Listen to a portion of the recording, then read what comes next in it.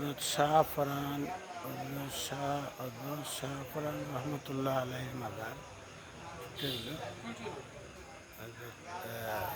মাজার, এটা হইল মাজারে মনে করেন, এই মাজারে মনে করেন আমরা আইসি জিয়ারত করছি, আল্লাহর ওলি তাই জিয়ারত করছি আলহামদুলিল্লাহ।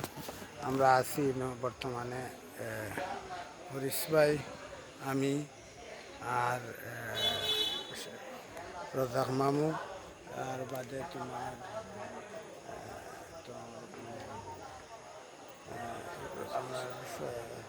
রফিক ভাই। জয় জয়, সব আসসালামু আছি। আলাইকুম। ঠিক আছে, জয় আমার দেখা দেন। জয় জয়।